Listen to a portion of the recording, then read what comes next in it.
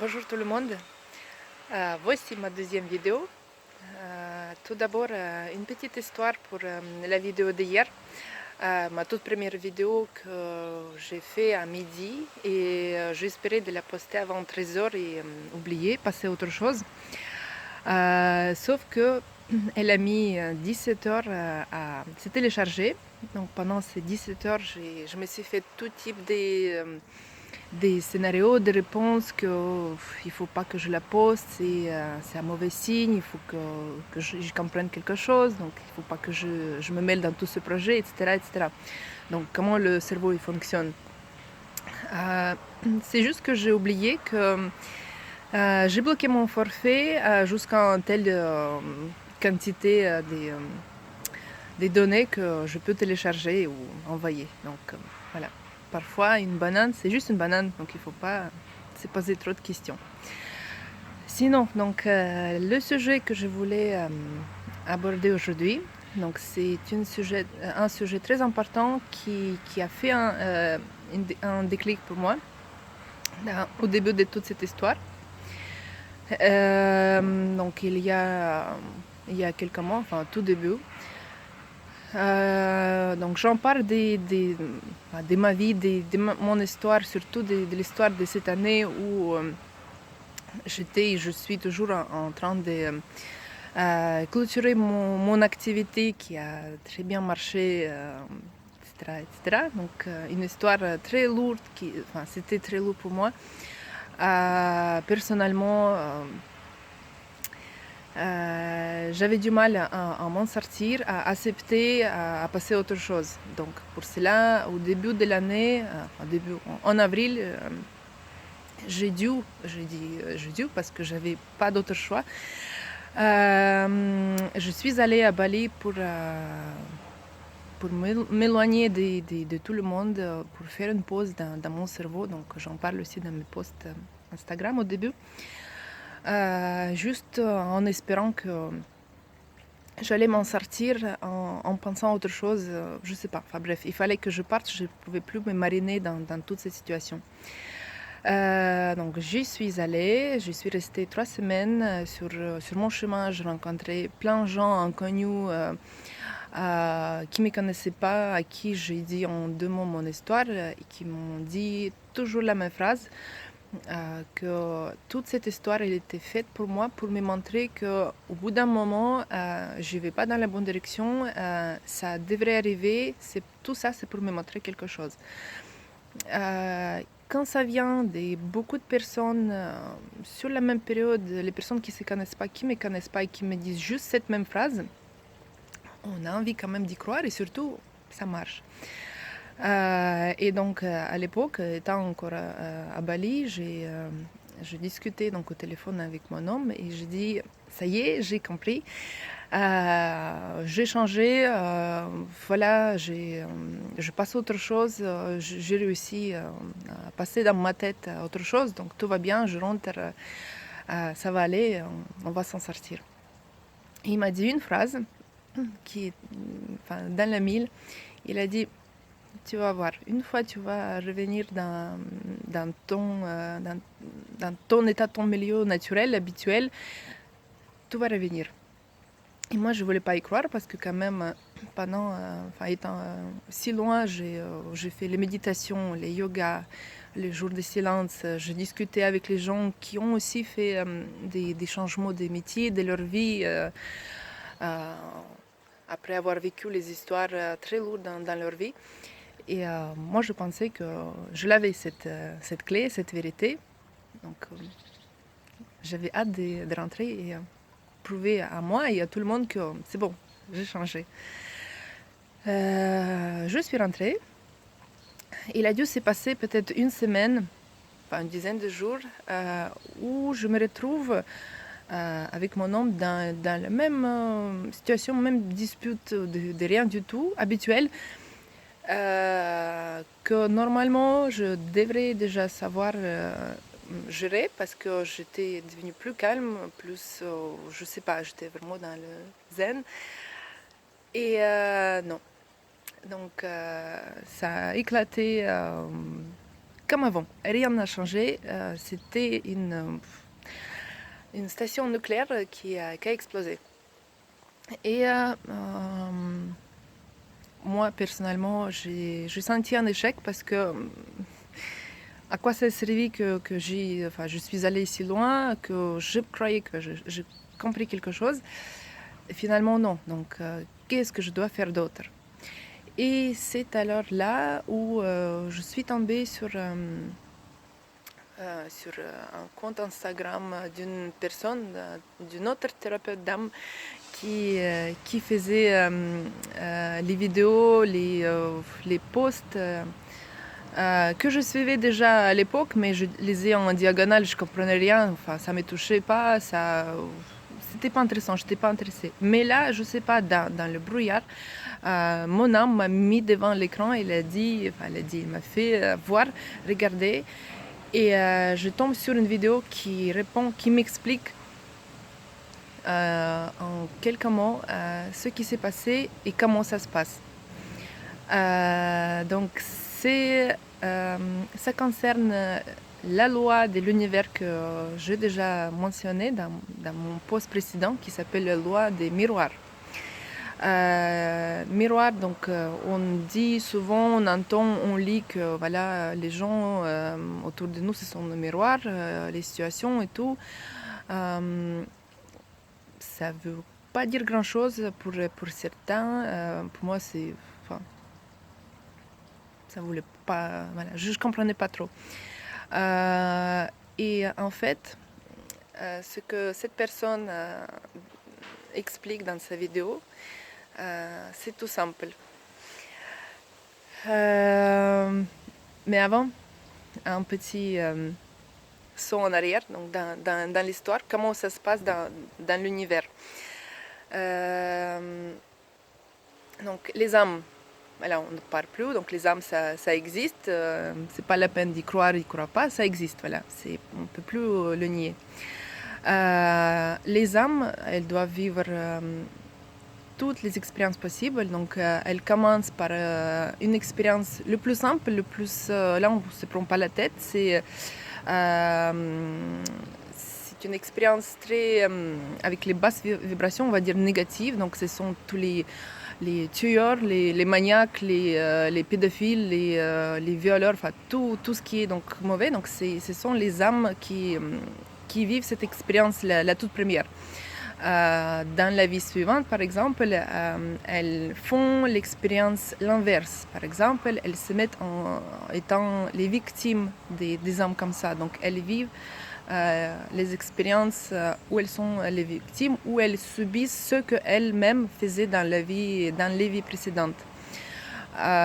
Donc on a tous déjà tué quelqu'un, on a été tué, on a violé, on a été violé, donc on a été torturé, on a vécu toutes les expériences. Et ça c'est normal, donc il ne faut pas faire des gros yeux, donc c'est comme ça. Et aussi, donc un autre fait, c'est que d'une vie à l'autre, on change de sexe. Dans une vie, on vient comme femme. Dans la vie suivante, ça va être un homme. Et on rencontre dans une vie, donc si on est une femme, dans cette vie-là, on va rencontrer les hommes qui ressemblent à celui que nous, on a été nous-mêmes dans la vie d'avant. Et pareil, donc si on est un homme, dans cette vie-là, on va rencontrer, vivre, faire les expériences avec les femmes qui ressemblent à celles que nous-mêmes, on était dans la vie d'avant. Ça marche comme ça. Donc c'est pour ça aussi qu'une femme qui est née femme, à l'intérieur, elle a la force masculine, donc elle est née avec 90% de l'énergie yang, et un homme, donc autant d'énergie yin. Donc c'est pour ça qu'une femme, si elle est mal, elle va mal, elle est dans une situation difficile, elle va s'en sortir. Donc elle va pleurer, elle va parler avec ses copines, elle va boire une bouteille avec les copines, mais après elle va se relever et va dire bon, c'est parti, je fais mon deuil, j'avance. Un homme, s'il n'est pas entouré par des amis, par la famille qui va le soutenir, qui va l'aider, qui va lui faire un coup de pied pour le sortir, il va déprimer, il va commencer à boire, à rentrer dans tout type d'addiction, dépendance, et il ne va pas s'en sortir tout seul. Il risque de mal finir. Donc c'est pas quelque chose que j'invente. Vous pouvez voir autour de vous, peut-être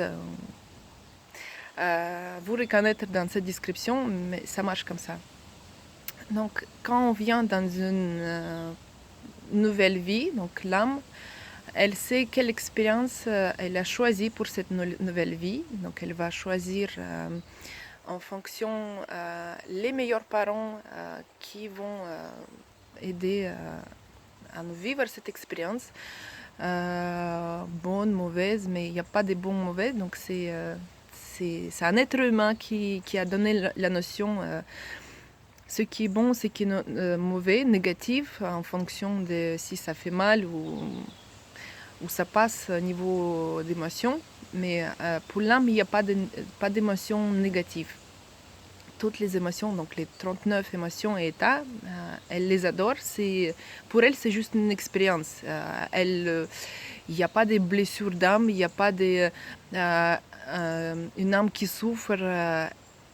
Elle souffre juste si la personne, enfin nous, sur Terre, on bloque tout et elle n'arrive pas à vivre son expérience. Mais sauf que la bonne ou mauvaise nouvelle, elle va tout faire pour nous réveiller, pour nous mettre dans les situations, pour qu'on se remette sur le chemin qu'on nous-mêmes on a prévu, on a choisi. Donc c'est un choix sacré, donc on a choisi avant la naissance.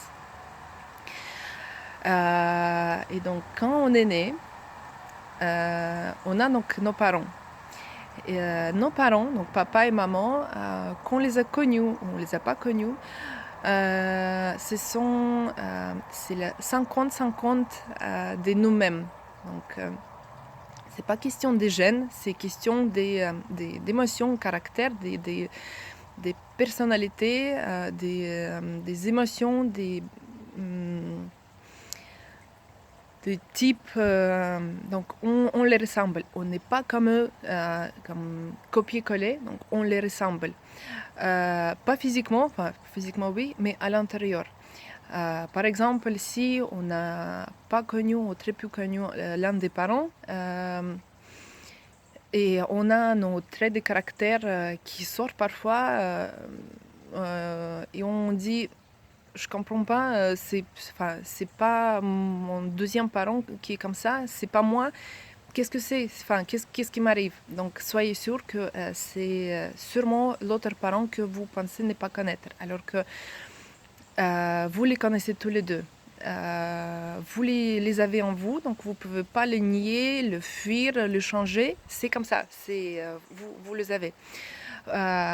Pour que vous puissiez le vérifier, et ce que j'avais fait moi-même, donc quand j'ai entendu parler de ça, prenez une feuille, donc vous les divisez en deux, maman, papa, et vous les décrivez.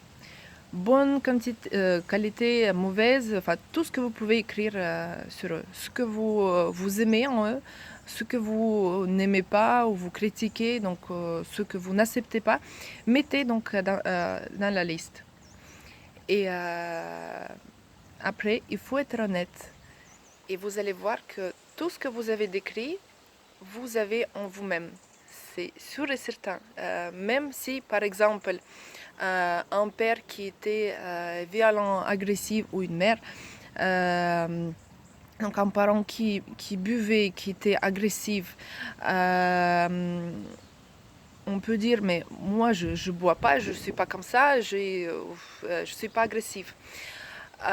Si vous pensez bien, donc l'alcool par exemple c'est une dépendance, c'est que vous-même vous avez aussi une dépendance. C'est pas copier-coller la même, mais ça peut être toute une autre. Par exemple, dépendance d'un amour des autres, d'une opinion publique, de ce que les autres pensent à vous. Dépendance de l'Instagram, des jeux, des shopping, enfin, si on parle d'une femme ou d'un homme, Donc, si votre parent avait une dépendance que vous avez critiquée, vous n'avez jamais pu accepter, vous avez aussi une dépendance. Il faut juste que vous preniez votre temps et vous la cherchiez. Vous allez trouver. Donc moi, pareil, la première réaction, c'était non, non, je suis pas comme eux, je suis comme moi et au contraire, je fais tout pour ne pas être comme eux. Eh bien non. Donc j'étais surprise de voir que tout ce que je décris, c'est moi. Donc quand on arrive sur Terre, on commence notre vie, on commence avec l'expérience qu'on doit vivre, qu'on a choisi nous-mêmes et qu'on a mal vécu la vie d'avant. Par exemple, la personne qui a vécu toute la vie d'avant ou précédente avec beaucoup de colère ou avec beaucoup de rage ou beaucoup de dépendance à quelque chose d'une manière inconsciente. Donc, ça veut dire qu'il l'a vécu, il en a souffert, peut-être il en est mort. Dans cette vie-là, il va revenir pour revivre la même situation, pas la situation, enfin la même leçon. Et il va le revivre jusqu'à qu'il comprenne que peut-être il y a quelque chose que je dois comprendre, dois prendre conscience de quelque chose. Donc ce sont les gens qui commencent à chercher ou se dire c'est pas normal, il y a toujours la même chose qui m'arrive, la même situation, le même type de personnes que je rencontre. C'est pas pour rien tout ça. Donc quand on commence à chercher, donc c'est là où l'âme dit chouette, enfin tu as compris que j'ai un truc à te dire, à t'expliquer, à te montrer. Donc dès qu'on est prêt à en savoir plus, les portes vont commencer à s'ouvrir, vous allez trouver les réponses. Donc quand on commence notre vie, on commence à vivre notre expérience qu'on a prévue. On va donc d'abord aimer nos parents, après on va détester ou pas accepter ou faire l'air qu'on a accepté, mais on va avoir notre envie de pas de vengeance personnelle, faire tout le contraire ou prouver qu'on n'est pas comme eux, donc on ne veut pas avoir la même vie, on va refaire tout le contraire, donc on va avoir la vie meilleure. Donc ça veut dire qu'on n'a pas accepté le fait que nous, on est comme eux. Ça veut dire qu'on veut prouver à quelqu'un qu'on n'est pas comme ça et on va vivre autre chose, une autre expérience qui vient nous arriver comme ça au courant de cette expérience-là, donc qu'on va modifier en cours de route. Donc là, on va rencontrer, enfin, à un moment donné, un partenaire, donc notre partenaire, qui sera, donc pour une femme, donc elle va rencontrer un homme qui sera comme son père, donc pas copier-coller, mais il va ressembler beaucoup à son père et à elle-même. Donc ça va faire un triangle. Donc les qualités et les défauts que la femme va pas accepter, qu'elle n'avait pas accepté chez son père, et qu'elle commence à remarquer chez son homme, qu'elle va lui reprocher et dire voilà, ça ne me convient pas. Lui dire ou penser que j'aimerais bien qu'il change, ça c'est pas normal, je sais pas, j'aime pas ça. Si il n'avait pas ça, donc il serait mieux. Bref, on n'est pas contente parlant d'une femme. Donc là, ça veut dire qu'on n'a pas accepté notre miroir dans notre père. On ne l'accepte pas dans nous, on ne l'accepte pas dans notre partenaire. Donc, qu'on est marié ou c'est une relation longue. Donc là, je parle d'un partenaire de vie, enfin une longue relation, donc pas juste des rencontres ou des premières amourettes, mais d'un partenaire qu'on peut appeler, on peut l'appeler donc un partenaire de longue durée. Par exemple, au bout d'un moment, on dit non, stop, c'est pas lui, ça marche pas, il me convient pas.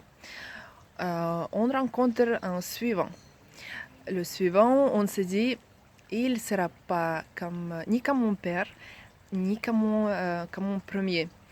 Je vais faire tout pour qu'il soit autre. donc il n'aura pas de ressemblance. Et effectivement, donc on trouve une personne qui ressemble ni à notre père, ni à notre premier partenaire. Et on est content que, voilà, là, c'est bon, tout va bien.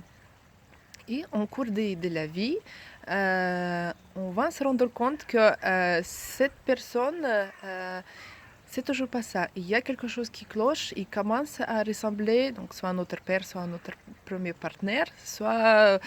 bref, il y a des côtés négatifs. Et comment ça se fait? Il est toujours aussi mauvais que le premier, enfin pas aussi, mais il est toujours mauvais. C'est toujours pas lui. On est malheureuse, on ne se sent pas bien, donc qu'est-ce qui se passe? Quand est-ce que je vais rencontrer un homme digne de moi? Et donc, ça veut dire qu'on n'a pas accepté une fois de plus que cette deuxième personne, c'est aussi nous.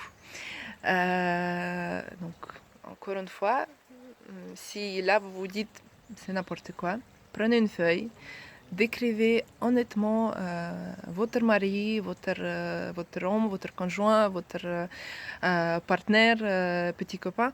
Décrivez-le sur une feuille, les qualités et les défauts que vous lui trouvez, que vous aimeriez qu'il n'en ait pas. Je vous rappelle une vérité très importante.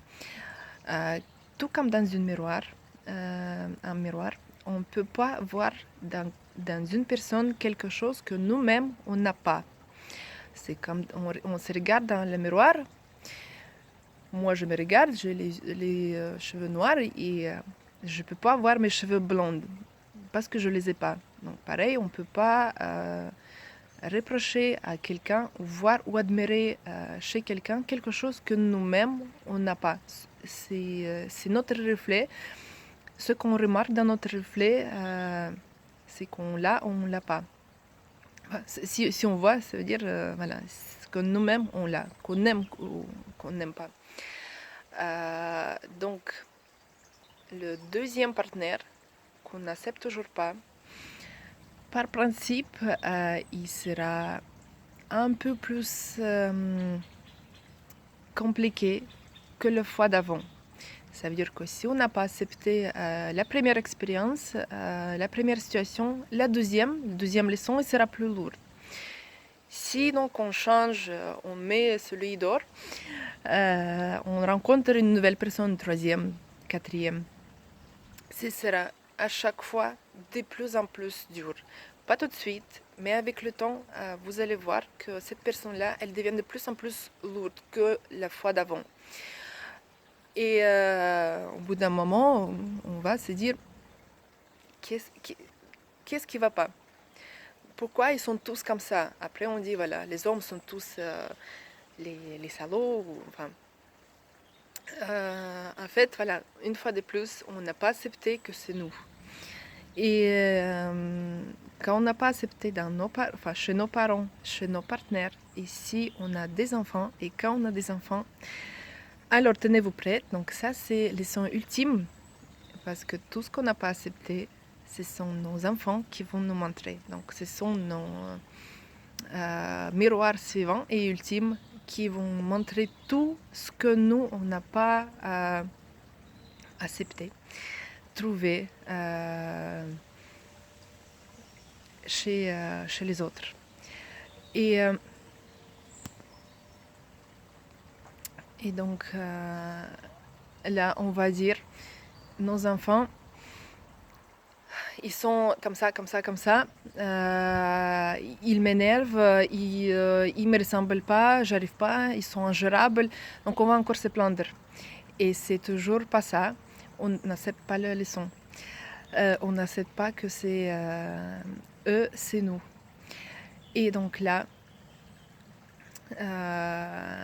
si on n'a pas accepté tout ça, ça va sortir par les maladies et les problèmes dans nos organes. Donc chaque partie du corps, elle répond à une émotion, à un état qu'on n'a pas accepté. Et donc c'est là où on va souffrir. Et donc c'est un cercle vicieux tant qu'on ne se rend pas compte que notre vie, il y a toujours quelque chose qui ne va pas. Et, quoi qu'on fasse, on n'est pas content, on n'est pas heureux, on n'est pas comblé. Et donc il y a ceux qui se disent, bon, moi j'ai une maison, j'ai un mari, j'ai un homme, j'ai les enfants, donc il y a pire. Donc ceux qui vont rester dans leur monde, qu'il soit que ça va pas leur convenir, mais voilà, ça se fait pas des divorcés. Il faut penser aux enfants, il faut bon, tant pis, je prends, enfin, je vis comme ça.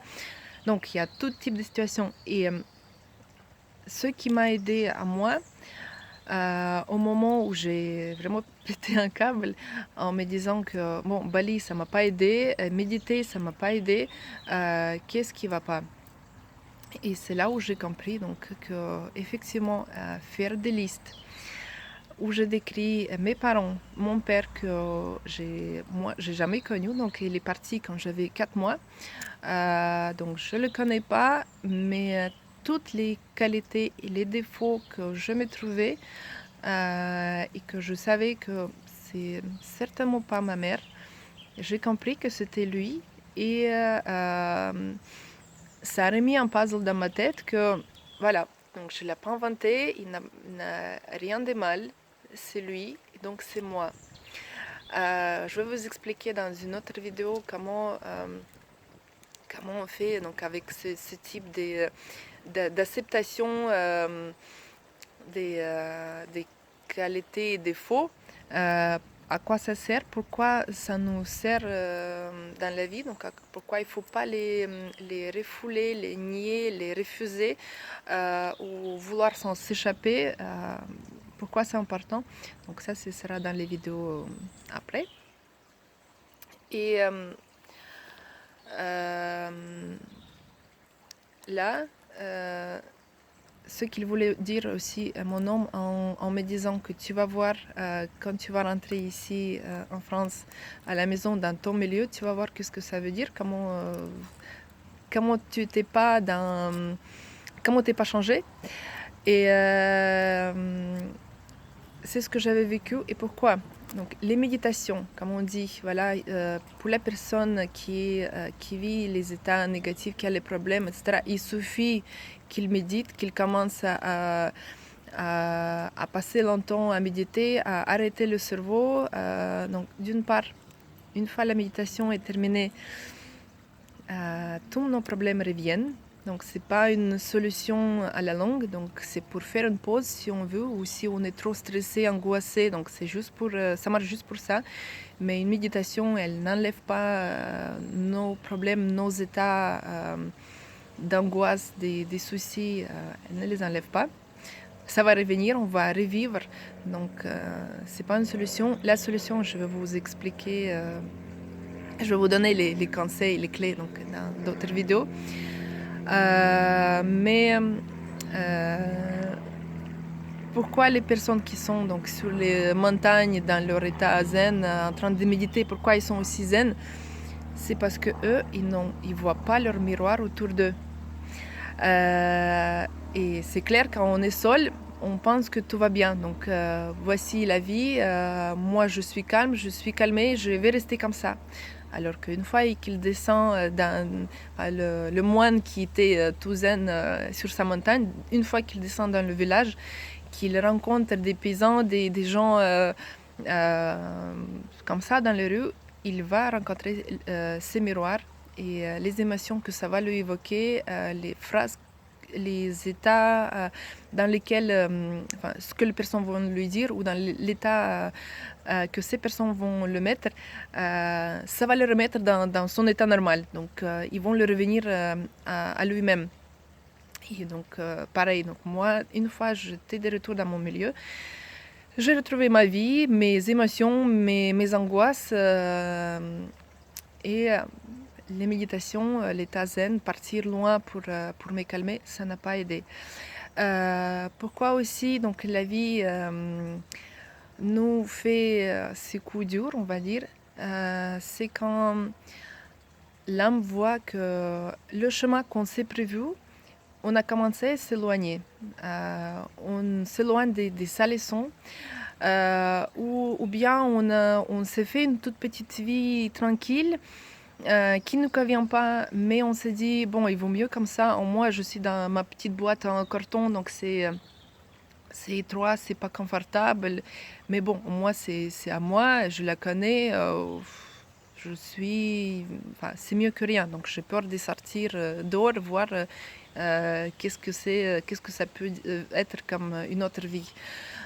Donc, quand on est trop bien, trop bien, on est trop calme, trop à la cool, genre mieux que rien. C'est là où la vie nous donne des coups de pied avec des états, des situations plus ou moins lourdes ou de plus en plus lourdes. Donc si on ne prend toujours pas ça comme une chose, une situation à réagir. Donc c'est qu'on était trop dans le sommeil léthargique et là il faut qu'on bouge, il faut qu'on change quelque chose, il faut qu'on comprenne. Et que surtout, c'est toujours pas notre leçon, et alors qu'on doit le faire quoi qu'il arrive. Et on va le faire, on va le vivre. La différence, c'est juste si on le vit des bonnes manières ou des mauvaises. Donc, c'est conscience ou souffrance. Donc, soit on le vit d'une façon consciente, on accepte, on ne se bat pas. On le vit, donc on va dans nos émotions, on les vit pleinement sans les refouler. Ou bien on se dit non, c'est n'importe quoi, les autres ils vivent encore plus, encore pire, donc moi ça me convient, donc ce sera comme ça, c'est pas grave. On va souffrir, on va tomber malade, on va les payer plus cher. Et dans la vie suivante, on va recommencer. Donc, voici comment ça marche, les miroirs. Faites ce petit devoir chez vous avec une feuille. Décrivez à votre entourage, vos parents, vous-même, vos partenaires et vos enfants. Soyez honnête. Vous allez voir que tout ça, c'est vous. Quand on voit tout ça, là, on a du mal à le reprocher ça. Parce que là, c'est l'hypocrisie.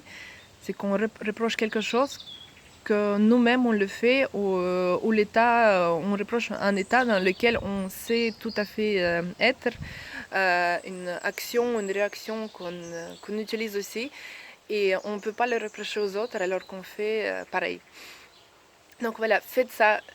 Moi, ça a retourné ma vie, mais c'était que le début. Donc la suite, je vais vous raconter.